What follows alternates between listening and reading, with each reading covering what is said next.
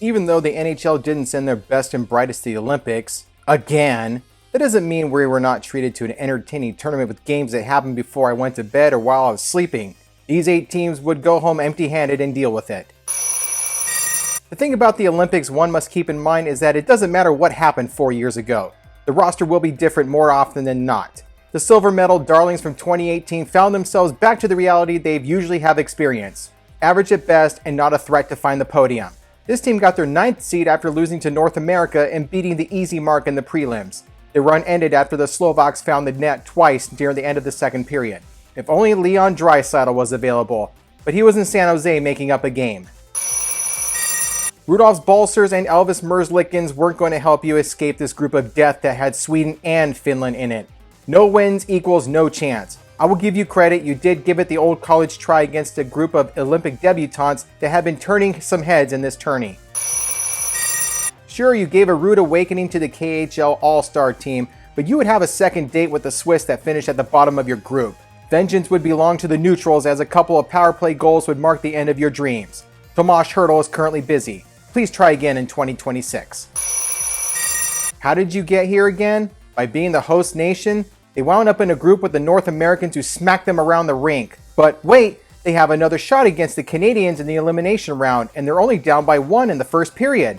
Never mind, the goalie left the game due to a freak knee injury near the end of the first period. Canada woke up and hung 5 more goals in the next 2 periods, which included a penalty shot. This team wasn't even fully Chinese to start with. This host team had 7 Americans, 1 Russian, 6 Chinese, and 11 Canadians. For the next Olympics, the Italians can adopt this team building strategy for 2026. Let me know how that goes for you. If I wanted to watch a hockey team I get behind blow it, I'd watch the Sharks. But they were off that night. You guys were the number 1 seed of this tournament, and you put on a textbook display on how to lose in an elimination game. Failure to cash in on your power plays. Check. Let your opponent hang around, and then squander the lead with less than a minute to go. Check. Do everything you could in overtime except score. Check. Can't score on the other team's goalie in a shootout. Check. Give up 1 goal in a shootout. Checkmate. I didn't expect this team to get very far anyway, but when you exceed my expectations only to blow it and I have to wait another 4 years to see if this team will disappoint me again, it usually leaves a bad taste in my mouth. The only silver lining I can find in all of this was that this was the youngest team in the tournament. 15 players on the team were college kids, and some of them have been drafted by NHL teams. If some of them are in the NHL and are doing well by 2026, you'll be seeing a few of them again in Italy. I knew China and Latvia were not going to do anything in this tournament, but I didn't know what to make of the Danes. This was their first time at the Olympics. A mixture of many players from nearly every European league except the KHL. They had the oldest team in the tournament.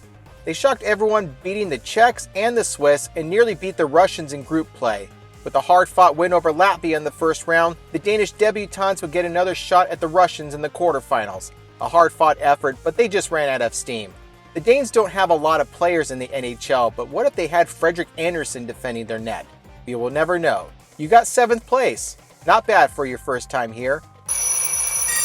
What happens when you start playing teams outside of your group? You play a team that finished at the top of their group and scored the 2nd highest amount of goals in the tournament. The Finns got the jump on you guys early and would bury you hard and fast after you pulled your goalie. I don't think having Roman Josi or Timo Meier would have helped. Maybe next time.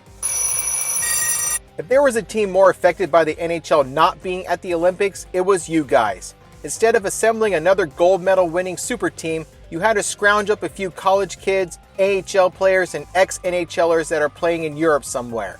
Coached by someone with heart issues who was fired from the Montreal Canadiens twice. To show your mettle in this tournament, you need to beat those teams that are on your level. You didn't do that against the United States. After you had your way with China a second time, the Swedes came along and blocked all of your best efforts like a trucker's convoy. Maybe this will give you some comfort. Barring any further COVID variants, Connor McDavid could be available for 2026. We're now at the Final Four. The winners of the semifinals would play for gold. The losers would play one last game for the consolation bronze medal. Here's a team that would win a participation medal. I can sense in the bronze medal game that you are either exhausted, demoralized, or both. I don't blame you. In the semifinals, you had an intense showdown against the defending Olympic champions. It was a game full of stellar goaltending, physicality, pushing, shoving, and swearing. The Russians would strike first 15 seconds into the second period. Then early in the third, Anton Lander would tie the game up. Even though there was a lot of mucking, no penalties were called.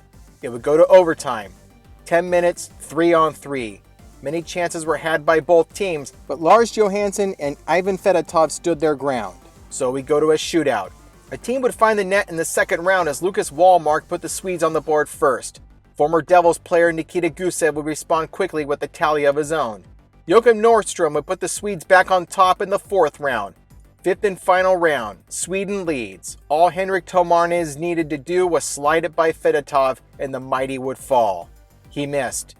No worries, Johansson just needs to stop Yegor Yakovlev and they would guarantee themselves a medal. Yakovlev scored. Sudden death round. Russia goes first. It would go to a third sudden death round. Fedotov stopped Max Freeberg. Arseny Gritsuk would sneak it past Johansson to survive. In the bronze medal game, after the Slovaks killed a penalty in the first period where the Swedes had many chances, the air was let out of the balloon.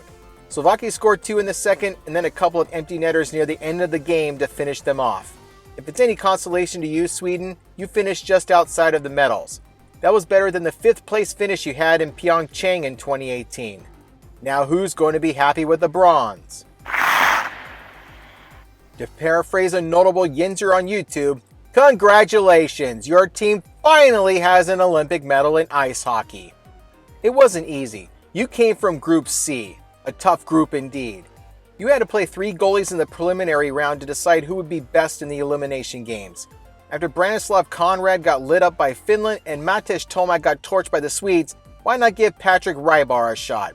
Sure, he gave up 2 against Latvia, but that was better than what the other 2 did. Rybar would be their guy, and it would pay off.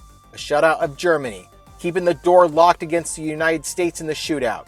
In defeat, he only gave up 1 goal in a rematch with the Finns. It's okay, he made sure nobody scored on him in the bronze medal game. This team was assembled by one of the first members of Slovakia hockey at the Olympics, Miroslav Shatan. This group of players were taken from the Czech and Slovak leagues along with the few KHL guys. They were led by Craig Ramsey, a coach that won a Stanley Cup with the Rangers in 1994. Besides Rybar keeping nearly everything out, there's one kid we could be seeing in the future. I say kid because he was born in 2004. Juraj Slafkovsky, 17 years young, currently playing in Finland. He had 7 goals in this tournament. One day he might wow us. But until then, savor it, Slovaks. Lord this bronze medal over your Western neighbor for the next 4 years. 2 teams are left. One would win gold, and their victory will be spoken of for years to come. Here was the team that would come up short and settle for silver. Well, I was wrong. I remember making the bold prediction that this was Russia's gold medal to lose the minute the NHL announced that their players were not going to participate in China. While the ROC wouldn't be blessed with guys like Alex Ovechkin and Kirill Kaprizov on their team, they would have a large pool of the best from the motherland's Continental Hockey League to choose from. But they wouldn't be the unbeatable juggernaut that people thought they would be. With the exception of their tilt against Denmark, the rest of their games were decided by a goal. They even recorded a loss in overtime to the Czechs in group play. They were good, but beatable. Unlike the Swedes, the KHL All-Stars had some time to rest after that grueling semifinal and would be ready to go against the Finns for gold. They did come out to play, don't get me wrong, but I think your opponent was studying game film of your tournament and found some weaknesses in your game plan. That's why you're now off the Olympic throne. To be honest, given your track record using NHL players over the years and your success in winning the gold medal with the KHL roster in 2018, you'll probably be waiting a very long time to get back to the top of the podium. Maybe you'll hear your country's national anthem again when that happens. So who ended up being the Champion Olympique? This country played their first Olympic hockey tournament in 1952. In 5 Olympics in 20 years, they did no better than 5th. In 1976, they just missed out on a medal thanks to the West Germans scoring more goals as the tiebreaker. In 1980, they missed out on a bronze after losing to the miracle workers that were the United States. After another mediocre showing in 1984, they finally did it. They found the podium. But they were 1 point short of the goal behind the Red Army continuing their dominance after that hiccup in Lake Placid. After a 7th place finish in 1992, the Finns would win a medal in 6 of the next 8 Olympics. But it had them always being the bridesmaid. Close, but being way off. A bronze in 1994. Another bronze in 1998 that had the hockey world laughing at the Canadians because they became a dream team of failure. a poor 6th place showing in 2002. Then in 2006, they would try again for a gold. No medal group here, beat your Swedish neighbors in a winner takes gold game. Another silver medal in a hard-fought game. More bronze medals in their history in 2010 and 2014. Then they hit the skids in 2018, a pathetic 6th place finish. This was a team on a mission to redeem themselves, a collection of players from the Finnish League, Swiss League, and the KHL. Also, a few former NHL players were on the team for some of that veteran experience. One of those was the captain Valtteri Filppula. This team was perfect in this tournament. They beat their group and ended up with the 2 seed. In the medal round, their goaltender Harri Sateri barely let anything through, including a shutout in the semifinals. In the gold medal game, they gave up the first goal in the first period, but afterwards, Ville Pukka and Hannes Bjornen would beat Ivan Fedotov to jump ahead of the Russians. Sateri would take care of the rest and slam the door and finally ended their legacy of Olympic failure. Congratulations to the Leonen. Your country did something that it couldn't do in the first Olympic NHL era, become Olympic champion. So ends another short and sweet Olympic hockey tournament. It was everything I thought it would be. To those who think this was a pointless tournament because no NHL representation was present, you're a clickbait posting nitwit. Get bent.